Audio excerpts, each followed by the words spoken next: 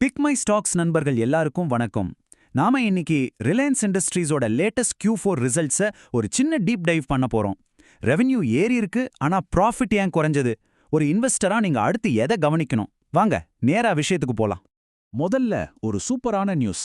ரிலையன்ஸோட மொத்த வருவாய் போன வருஷத்தை விட கிட்டத்தட்ட 13% அதிகரிச்சிருக்கு. இது உண்மையிலேயே ஒரு நல்ல வளர்ச்சி தான். ஆனா இங்க தான் ஒரு சின்ன ட்விஸ்ட். ரெவென்யூ நல்லா வளர்ந்திருந்தாலும் கம்பெனியோட நிகர லாபம், அதாவது நெட் ப்ராஃபிட் கிட்டத்தட்ட 8% குறைஞ்சிருக்கு. சோ ரெவென்யூ ஏறுது, ஆனா ப்ராஃபிட் இறங்குது. எப்படி? இதுதான் மில்லியன் டாலர் கேள்வி. இந்த முழு அனாலிசிஸ்லயும் இதுக்கான பதில தான் நாம இப்ப தேட போறோம். சரி, முதல்ல ஹெட்லைன் நம்பர்ஸை பார்த்துடலாம். இந்த ரிசல்ட்ஸை ஏன் ஒரு மிக்ஸ்ட் பேக் அப்படின்னு சொல்றாங்கன்னு இதுலயே உங்களுக்கு புரிஞ்சிடும். இங்க பாருங்க, ரெவென்யூ அதாவது வருவாய் சூப்பரா கிட்டத்தட்ட 13% ஏறி இருக்கு. ஆனா EBITDAவும் நெட் ப்ராஃபிட்டும் லைட்டா சரிஞ்சிருக்கு.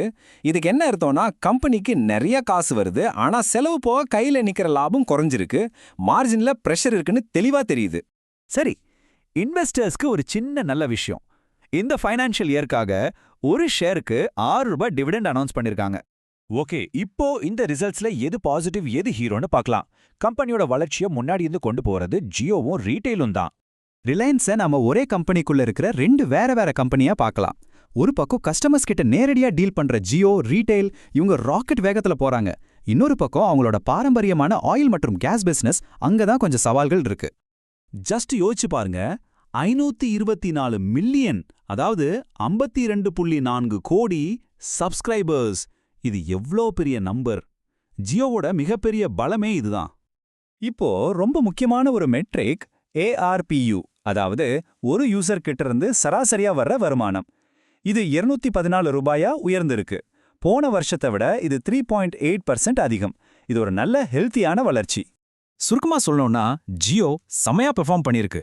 ரெவென்யூ, ப்ராஃபிட் ரெண்டுமே டபுள் டிஜிட்ல வளர்ந்திருக்கு. இதுதான் ரிலையன்ஸோட உண்மையான growth engine. ஜியோ மாதிரி ரீட்டைலும் கலக்கி இருக்காங்க. இஷா அம்பானியை சொல்ற மாதிரி இந்த வருஷம் அவங்களுக்கு ஒரு லாபகரமான வளர்ச்சியை கொடுத்திருக்கு.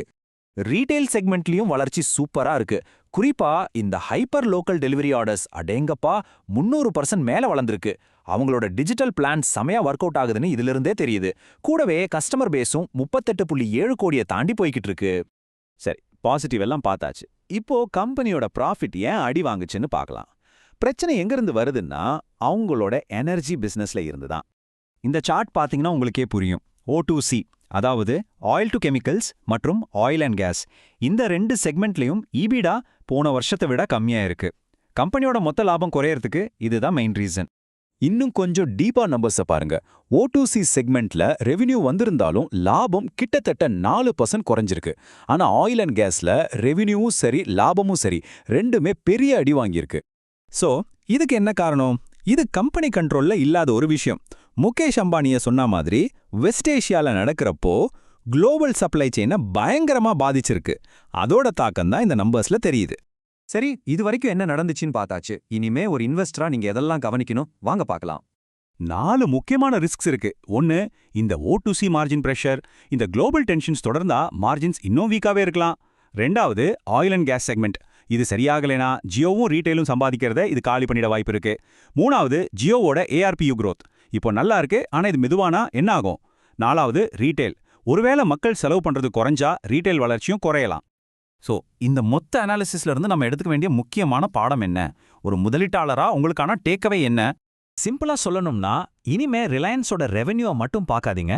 அவங்களால லாபம் சம்பாதிக்க முடியுதா, மார்ஜின்ஸ் திரும்பவும் ஏறுதான்னு பாருங்க. ஏன்னா இனி உண்மையான வளர்ச்சி லாபத்திலிருந்து தான் வரணும், வெறும் வருமானத்திலிருந்து இல்ல. முடிக்கிறதுக்கு முன்னாடி ஒரு முக்கியமான டிஸ்க்ளைமர். இந்த அனாலிசிஸ் முழுக்க முழுக்க உங்க தகவலுக்காக மட்டும்தான். இது ஒரு இன்வெஸ்ட்மெண்ட் அட்வைஸா எடுத்துக்காதீங்க. நாங்க செபில ரெஜிஸ்டர் பண்ணன அனாலிஸ்ட் கிடையாது. பங்குச்சந்தை முதலீடுகள் சந்தை அபாயங்களுக்கு உட்பட்டது. அதனால இன்வெஸ்ட் பண்றதுக்கு முன்னாடி எல்லா டாக்குமெண்ட்ஸையும் கவனமா படிச்சுக்கோங்க. இந்த அனாலிசிஸ் உங்களுக்கு யூஸ்ஃபுல்லா இருந்திருக்கும் நம்புறேன். மறக்காம பிக் மை ஸ்டாக்ஸ்க்கு சப்ஸ்கிரைப் பண்ணுங்க. நன்றி.